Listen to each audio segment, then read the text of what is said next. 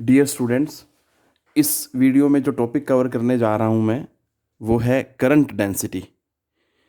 अब जैसा कि यहाँ पे देख पा रहे हैं हम कि it is represented by J vector. So ये क्लियर है कि ये एक वेक्टर क्वांटिटी है। क्या है इसकी डेफिनेशन, आइए देखते हैं। हम इसकी डेफिनेशन देखेंगे और इसकी यूटिलिटी देखेंगे, क्या इम्पोर्टेंस है, किस काम के लिए यूज़ किया जाता है। देखो बेटा जी, current density at a point, ये भी ध्यान से देखना। Current density at a point in a conductor is defined as the amount of current, amount of current लो जी, फ्लोइंग पर यूनिट एरिया। तो area is a vector quantity basically, तो इसलिए ये जो है करंट डेंसिटी क्या बना, एक वेक्टर क्वांटिटी। करंट तो क्या है, स्केलर, बट एरिया क्या है, that is a vector quantity. So दोबारा रिपीट कर रहा हूं इसको। Current density at a point in a conductor is defined as the amount of current flowing per unit area of the conductor around that point, provided the area is held in a direction normal to the current. क्या मतलब है इसका?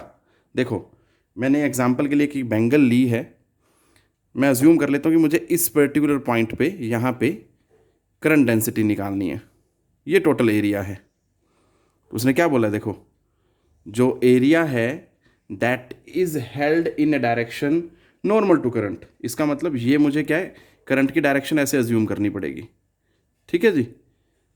अब देखो आप, ये अगर pen जो है करंट की डायरेक्शन को इंडिकेट कर रहा है तो क्या होगा बेटा, जो डायरेक्शन ऑफ करंट है दैट इज परपेंडिकुलर है वो एरिया के, या मैं ये बोलूँ कि जो एरिया है, ये पूरा area element, this all that is normal to direction of current. ये चीज़ ध्यान देनी है बेटा।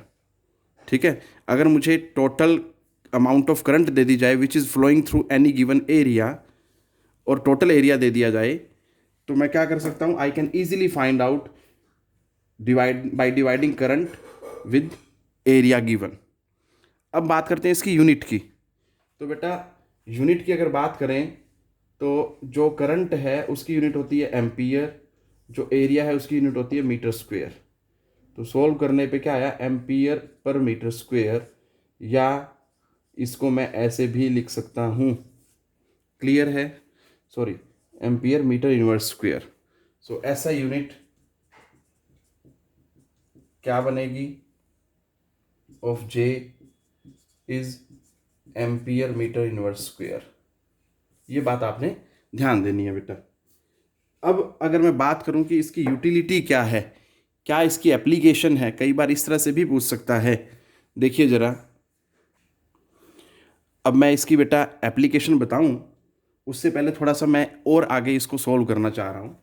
देखो, J is equal to I by A, ये फॉर्मूला पढ़ा हमने, मैंने ये स्केलर फॉर्म में लिया बेटा। ठीक है, जिसमें एरिया भी स्केलर लिया मैंने और करंट डेंसिटी भी स्केलर लिया है, तो अभी ज़्यादा ऐसे परेशान होने की जरूरत नहीं है इसमें। तो बेटा आई का हमने ड्रिफ्ट वेलोसिटी के साथ रिलेशन निकाला था, दैट इज ANEVD, और ये एरिया से एरिया कैंसिल हो गया। सो जे के लिए एक और फॉर्मूला आ गया NEVD। ये आपने याद रखना है, एक आई बाई ए तो है ही है, और एक ये फॉर्मूला आ गया आपके पास NEVD। एन क्या है, number density of electrons, e charge on an electron, and v d जो है that is drift velocity of electron. अब मैं बात करूंगा, क्योंकि देखो मैंने अभी बताया आपको कि current density is a vector quantity, तो डायरेक्शन क्या होगी अगर वेक्टर है तो, ठीक है जी, क्लियर है।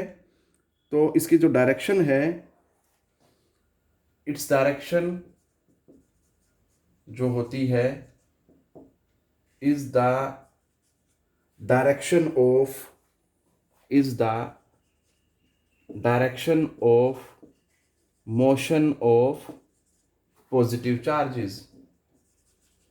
मतलब जिस डायरेक्शन में पॉजिटिव चार्ज मूव करेगा वही डायरेक्शन क्या होगी, करंट डेंसिटी की होगी। या मैं सिंपल ये बोल सकता हूँ, पॉजिटिव चार्ज की डायरेक्शन क्या होती है, जो करंट की डायरेक्शन होती है। ठीक है जी, तो वही डायरेक्शन क्या होगी, करंट डेंसिटी की। क्योंकि हमें पता है बेटा कि जो डायरेक्शन ऑफ करंट है वही क्या है, is same as the direction of positive charge.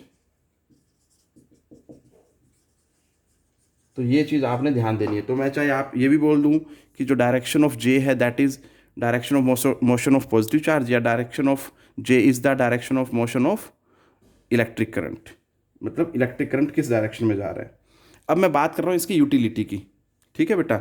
इसकी प्रैक्टिकल एप्लीकेशन और क्या हो सकती है, एक तो सीधा सीधा ये सारी चीज़ें हैं। दूसरा ये है कि अगर मुझे अमाउंट ऑफ करंट निकालना हो तो आई कैन ईजिली फाइंड आउट। देखो कैसे किया मैंने, यहाँ से ही हिंट यहीं से मिलेगा मुझे, J is equal to I by A. अगर मैं यहाँ से देखूँ J is a vector quantity, vector लगाया, area is a vector quantity, और ये आ गया करंट। ऐसा क्यों लिखा मैंने, क्वेश्चन ये आता है मन में कि भाई ये डॉट प्रोडक्ट ही क्यों लिखा। बेटा बड़ा सिंपल है, +1 क्लास से पढ़ते आए हम कि जब भी दो, क्योंकि मुझे पता है कि J मल्टीप्लाई A जो है करंट आएगा, और करंट क्या है, स्केलर। अब जब दो क्वांटिटीज़ के मल्टीप्लिकेशन पे एक स्केलर क्वांटिटी आ रही हो, इट मीन्स वो दोनों क्या हैं, वो दोनों क्या है बेटा, या तो दोनों ही क्या है, स्केलर हैं, या दोनों क्या हैं, वेक्टर हैं। और उनका क्या लेना पड़ेगा मुझे, फिर डॉट प्रोडक्ट लेना पड़ेगा, क्योंकि मुझे पता है, +1 क्लास से पढ़ता आया हूँ कि भाई जो दो वेक्टर्स का अगर डॉट प्रोडक्ट लोगे J और A का, तो आपको क्या मिलेगा, करंट। तो मैं इसको इस तरह से भी डिफाइन कर सकता हूँ, पहली एप्लीकेशन। इस तरह से न्यूमेरिकल भी पूछा जा सकता है। दूसरा जो है, अगर मैं इसी को इंटीग्रेशन की फॉर्म में देखना चाहूँ तो वो भी हम कर सकते हैं। इसको J, ठीक है जी, इनटू में डॉट है तो एरिया, एरिया के लिए मैंने ये लगा दिया DS, ठीक है। तो और ये complete area over the complete surface होगा इंटीग्रेशन बेटा। तो आपको क्या मिल जाएगा, again you will be getting the amount of current. तो ये दोनों ही तरीकों से, या तो आपको सीधा सीधा वेक्टर दे दे, J वेक्टर और A वेक्टर, दोनों co dot product low, you will be getting I, clear. या इंटीग्रेशन की फॉर्म में आपको फिर लिमिट्स चाहिए होंगी सरफेस इंटीग्रल की पूरी, तो उसकी हेल्प से भी आप क्या कर सकते हैं, करंट की वैल्यू निकाल सकते हैं। So this is all about current density बेटा, जो डिस्कस करना चाह रहा था मैं।